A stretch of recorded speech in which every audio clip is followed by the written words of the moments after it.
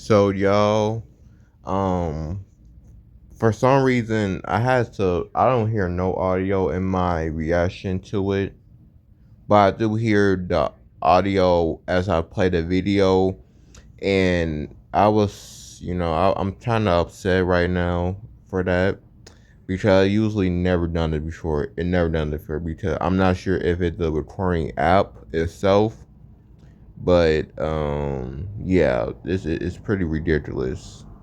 And I will also hope. And what I was reacting to was Baby Boy. When was reacting to this person explaining the things that happened that was left out of the movie Baby Boy.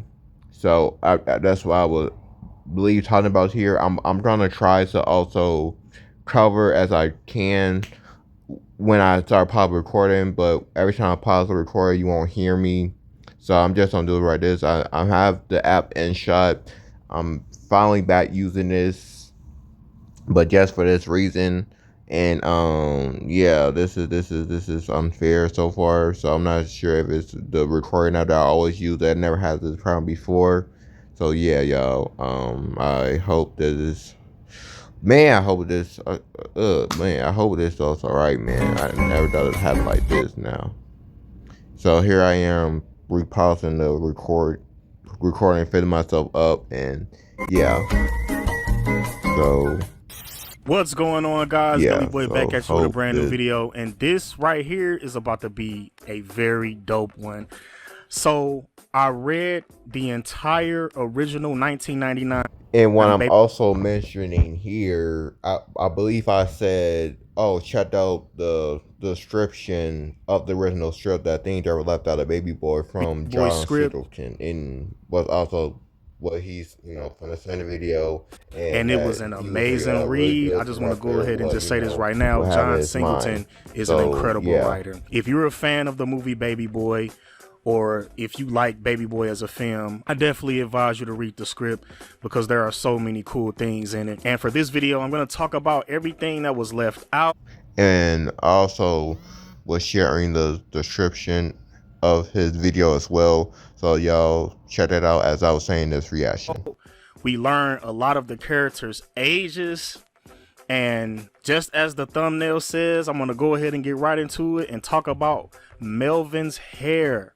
In the original script, And what I was also mentioning was Melvin. Melvin had hair, Jody's specifically mom, a perm. On the new scene boyfriend, he had where hair. Melvin is about to take Juanita out on a date, we get a description on how he looks. And it reads, we follow Jody through the house into the living room area where Melvin stands looking at pictures on the wall. The history of the family. Jody checks him out. Melvin's hair is permed now, pimp style, very ghetto, but cool.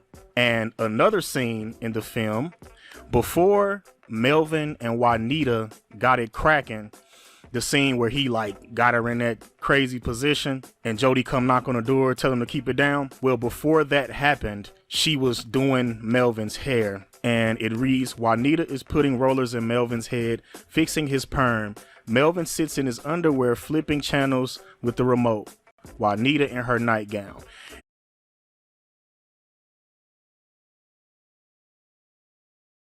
And the thing that happened after this, Melvin is telling a story to Juanita that basically makes her horny. So the story he tells her, he talks about how him and his crew used to roll back in the day. They used to pull up at an area and make all the lame dudes leave. Is nothing left but their women, and they take their females and they dance with them. And this is what leads to Melvin cracking Juanita. And let's go ahead and nip Yvette's age in the bud. So for everyone that believes that Yvette was 25 years old, this is officially disproven. In the original script, Yvette is 20. It's at the very beginning of the script where Jody is having visions at the beginning, and Yvette is described as a 20, fine-looking young girl, cursing and doing the sister head roll. She looks startled and runs as Jody, 20, comes forward With the raised fist, Jody chases Yvette from the living room down the hall and into the bedroom, and he pins her down, and he acts like as though he is gonna sock her with his fist. As he holds his fist up, we freeze frame. So that scene where he's basically quoting the Francis Cress Wilson, that scene where he's like, it's kind of like visions. This is a little bit different because he chasing her all through the house, pinning her down, and he act like he about to hit her. In the film, I think that you just see him raising his hand at her like he's about to hit her. So that's a little bit more insight.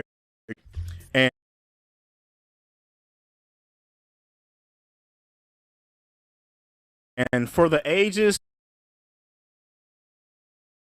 as I said, Yvette is 20, Jody is 20, Sweet Pea is 24 years old, his girlfriend Kim is 19, Peanut is 18, and a lot of people assume that Rodney was a lot older, and they're right, and he's 29 years old.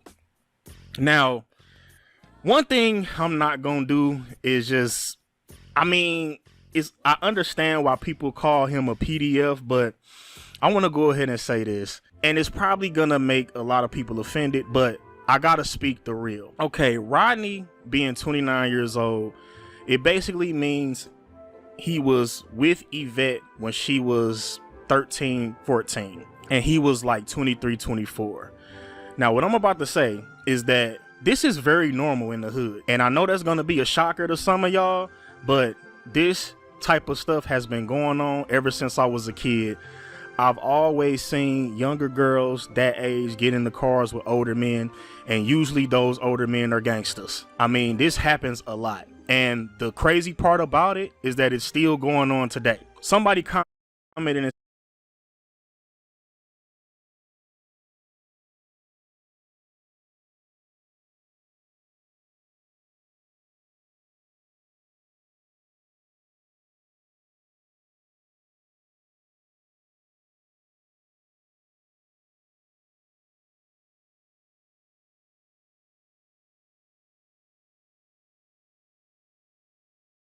said that this could have been an oversight on John Singleton's behalf. It could have been, and it couldn't have been, because John Singleton is another person that's from the hood, and I'm pretty sure he also seen younger girls getting cars with older men.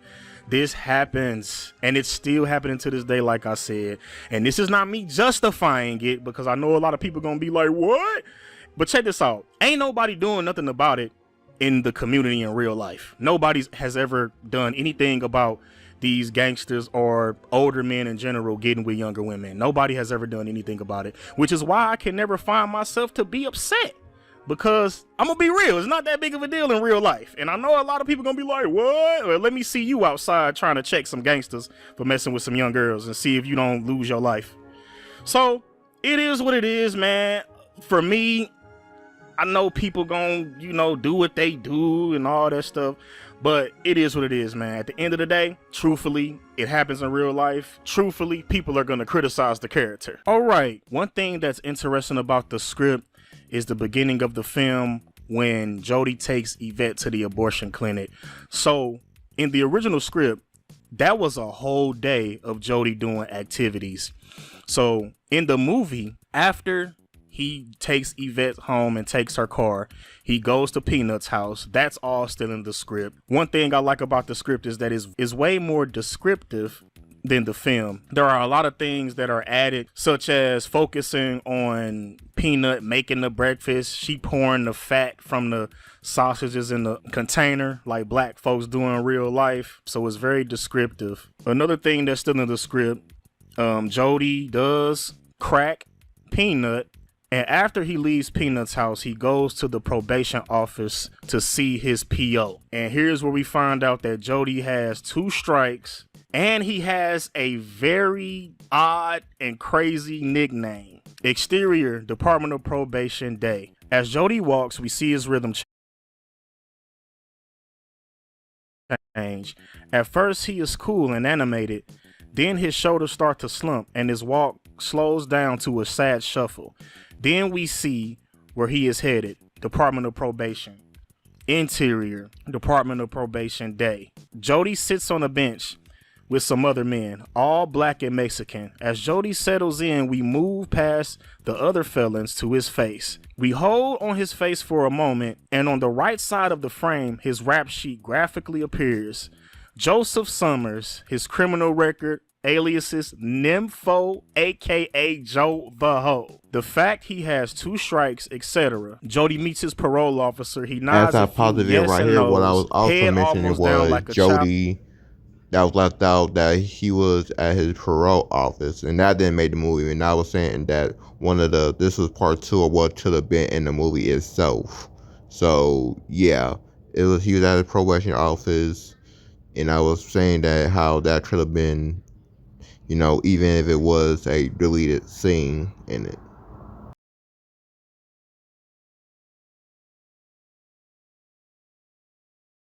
Being scolded. Have you looked for a job this month? So that was very interesting, and I think that would have worked in the film. It would have highlighted the fact that Jody was involved in trouble in the streets, the fact that he had 2 strikes, and then his PO, like, have you found a job this month? I feel like that would have worked well in the movie. Then after Jody leaves the probation office, here's where he goes home, goes to Juanita's house, and find out that she's planting a garden. And in the script, it says that Juanita is 37. It doesn't tell us Melvin's age. And that scene is in the movie where he goes and she's doing the garden. He meets Melvin for the first time. But what's not in the movie is that after he's done going to his mother's house, he goes to Sweet Pea's house. And another thing I also a deleted mentioned scene as I that we reacted to, but there's way more to it. Was Jody was working out with Pete, and then how he ended up punching one of the dudes that he's about to, the other, Jelly Boy about to explain. Also, that mentioned name in the script, in the video. And yeah, and there was more detail that happened that day. But the deleted scene showed, it only showed Jody and Sweet Pea working out. Jody and Sweet Pea actually have a conversation, which leads to a multitude of things happening. So here's one of the conversations. Sweet Pea, I gotta make some money, dog. Kim's mama ain't gonna let a nigga stay here unless I bring some cheese to the hole. You know what I'm saying? Jody, who you telling? Now this, what I'm about to read, is absolutely crazy. And this is what made me want to highlight this scene. So Jody says, who you telling? Yvette's so hot on me right now. We had to go to the clinic this morning and kill another baby, bro. Like how that's worded is absolutely insane. Need to go to the car wash to get it clean, maybe sell some weed. Another thing Jody did throughout this day is he tried to sell weed to a bunch of people but failed miserably every time. Here's another interesting thing that happens. So it says, then Sweet Pea's girlfriend Kim comes out the house into the backyard. Kim is 19, sweet and fine, as brown and nice as they come. She is Sweet Pea's prize for being a ghetto alpha male. The way that was written was absolutely incredible on John Singleton's behalf. That line is crazy. And that's about She is and I'll also mention on how Pete girlfriend also was. He was basically saying how I was explaining how other men for being a ghetto alpha male. Like that is so women. real. That is real life, and also bro. how You hear me? they could that's real life. The thug dudes be having to find girls. And another bro. thing, and another thing that it could have been also this whole thing could have been part of the movie, even if it was another lead scene. And like how I said in my other part, that's why I also mentioned as I'm reacting to it, as you don't hear in the actual reaction video, but the other video of it, other auto-tune. And yeah, this is happens crazy in this scene is that we see Sweet Pea beat somebody's ass. So if you remember on the deleted scene, there were a group of guys playing dice on the side of the house. This is actually in the script. So basically what happens after this, Kim asks Jody for some weed. This is also a deleted scene. Kim asks Jody for some weed, and Jody's like, you gonna buy it? And then Sweet Pea's like, you gonna make my girl buy the weed? I should whoop your ass. And then Jody like, no, I got you, Kim. So after she walks off, Sweet Pea is looking at her ass. So it reads, Kim nods, they all laugh. Kim walks back towards the house, Sweet Pea's eyes trained on her. Sweet Pea is in his own world. He looks at Another thing I Kim's believe I exit. mentioned was how basically he Her looked at, ass, while I the was shape of her mentioning body how moving in away. a deleted Then, as we scene on follow Kim how towards the house, it we was more notice some other descriptive guys watching her too. of how, Sweet Pea like, catches their gaze. Then they look when, away. yeah, Too late. Sweet Pea gets up, walks over to the crap gang, pulls the last nigga that looked up, and hits him hard with a big fist to the face. Pow. His jaw cracks. Teeth go flying on the ground. The nigga falls at Jody's feet, face full of blood. Jody sighs. Sweet Pea starts to stump the shit out of him. Sweet Pea stumping. What you looking at, nigga? Y'all niggas get out my backyard. And here's another thing that happens because Do Dirty got some lines. Remember the movie where he was like, I'm over at Do Dirty, I was playing Madden all day. So I believe I also mentioned how Do Dirty was the person that was a bit part of the deleted scene, but he was a very short character in that deleted scene, and he was also what could have had him been more as a character, and then basically how this I didn't agree how this should have been in the movie. So, and that was pretty much it. And yeah. So I believe I said enough. Even though I'm probably saying a bit more, and I'm sorry if y'all can't hear it. So yeah. So, and even I think, and I also said that the reason why they left it out because there would have been more deleted scenes. It would have made the Do movie Dirty has longer. some lines Oh, in the script. and since it would have made the movie look And there's more with the also a deleted scene too scenes. that involves Do Dirty. So Do Dirty like, oh P, man, why you gotta do that to the homie? Pow! Sweet P slaps Do Dirty. You tell these fools to respect me and mine. Niggas come up here and disrespecting my woman in my house. I'll bitch slap all y'all. Get out my backyard. Lead them dice. No, nigga. Don't throw them against the wall. Put them in my hand. So Sweet P was out there just straight little Loki dudes, bro.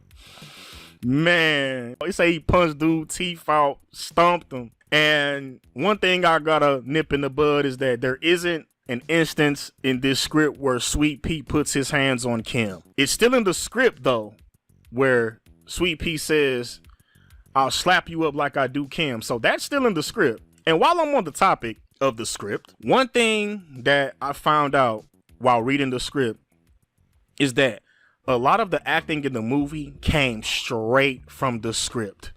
So a lot of what you see, the lines in the movie, they were read exactly how the script reads. There were very little changes to the script when you watch the movie. And that just tells me that the actors in Baby Boy, y'all were amazing because they was going line for line.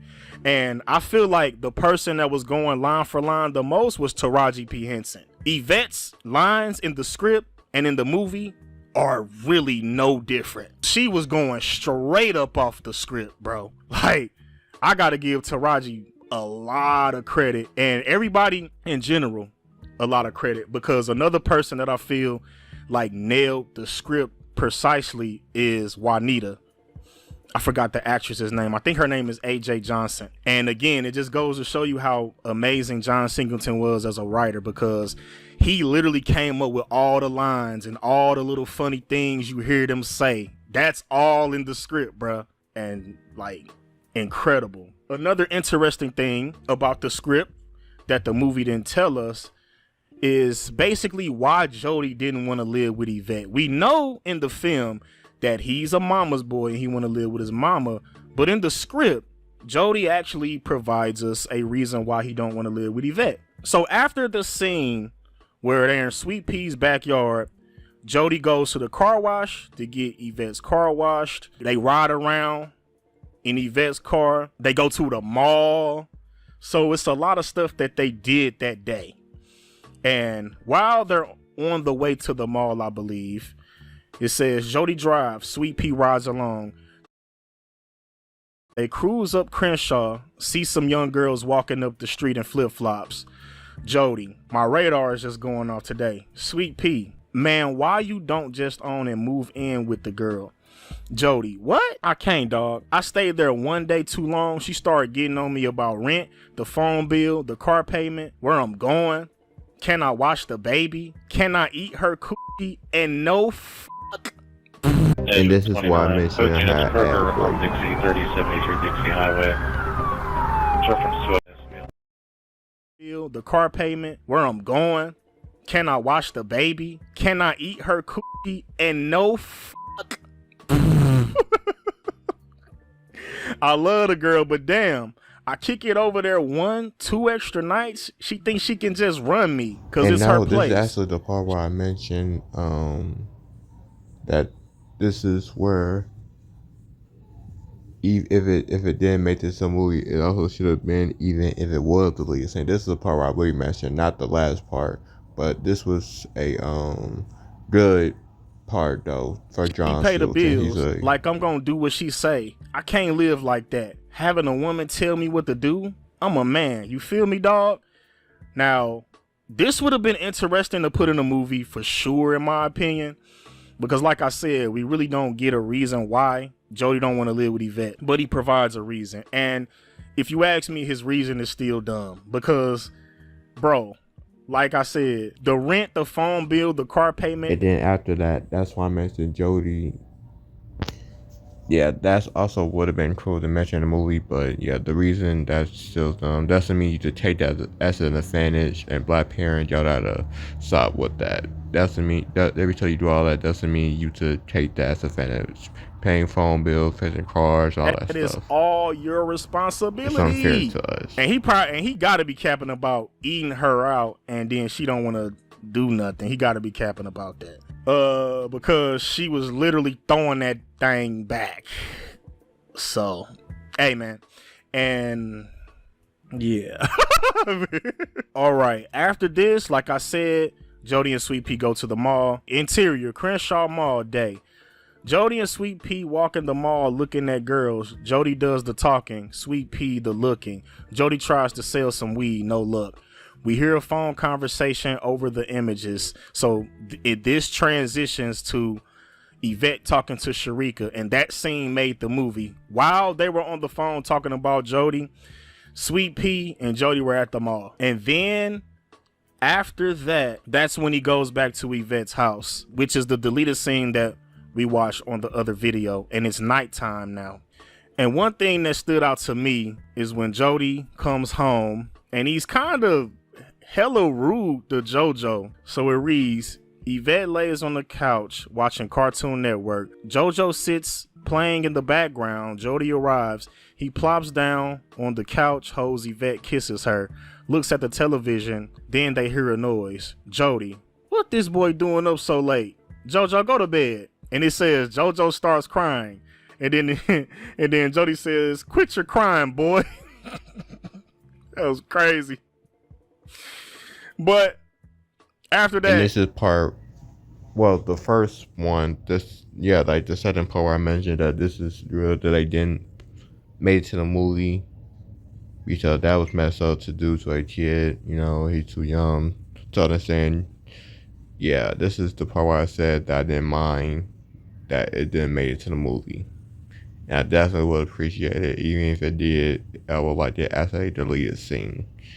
So it'd be definitely too much personal, too a detailed drama. So yeah. He don't like smack JoJo upside the head. He said it just says Jody takes JoJo into a room, tucks him in bed, and kisses him. Another thing that's different from the deleted scene that's significant, just in case if you guys don't know, again, this is the same day where Yvette got the abortion, and Jody said he just came back from killing another baby, and he was still trying to have sex with Yvette even after she got the abortion. Her body ain't even fully healed yet. So just like the deleted scene shows, he's kissing on her and she's like, I can't do it right now. Yvette, Baby, you know we can't do nothing. Jody, I just want some sugar. Give me some sugar. Yeah, right.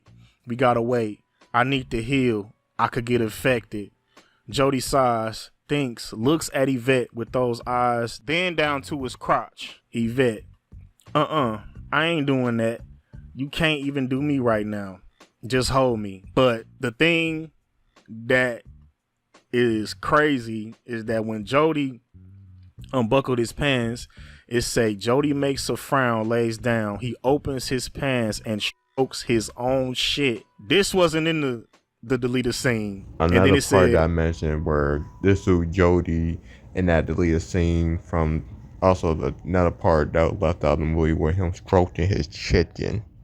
He was, doing himself, you know what I'm saying? Because she didn't give him what she wanted it's and Yvette. stuff. So Why he you wanted always to doing suck the that? meat. Just hold me. Give me some affection. You always trying to pull your dick out. Give it a rest. So he had so when he says he pulled his thing out and started stroking. That's crazy, bro. Is your And this is phone where I running had hot for no another reason? ad break. Battery draining fast? You also can't hear it, y'all.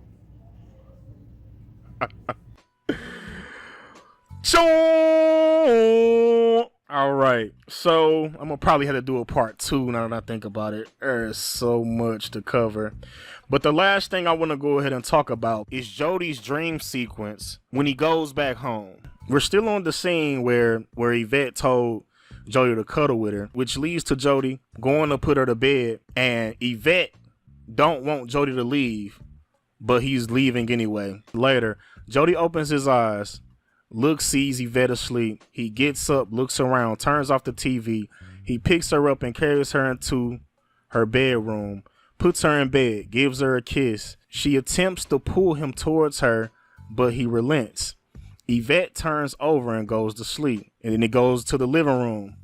Jody pulls out a bag of weed and some lemon heads and puts it on the counter, takes Yvette's car keys. There are 2 keychains linked together. One says Jody, the other says Yvette. He didn't go over a female house though. He went back home with her car. So exterior, Juanita's home night. Jody.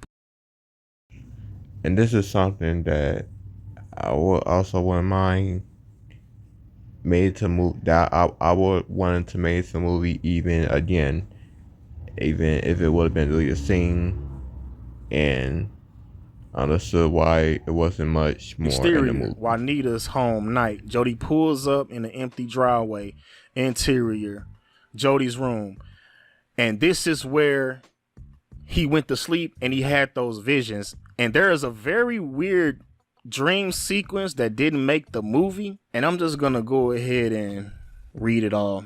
So Jody enters his world. The walls of his room are a montage of things that interest him. The wall over his bed is a huge picture of Tupac. So this script was originally written for Tupac, but I don't think that this was the actual script. I think that this is another script, because if it was written for Tupac, Jody wouldn't have a picture of Tupac on his wall. On the other walls, we see a sexy Colt 45 girl, Lowrider magazine girls, a big picture of Tyra Banks in a bikini, and a movie poster of Chow Yun Fat in the killer next to his bed. There is a large fish tank with 2 Oscars swimming. The fish glide And this past is where I looking gave men. my opinion where this might have been the original script for Tupac, but it's just a part where he had a picture on the wall. And the other thing I also just thought of, well, they would have to make Joey's age be more older since if it was played by Tupac. So, yeah. So, shout out to Tupac, R.I.P.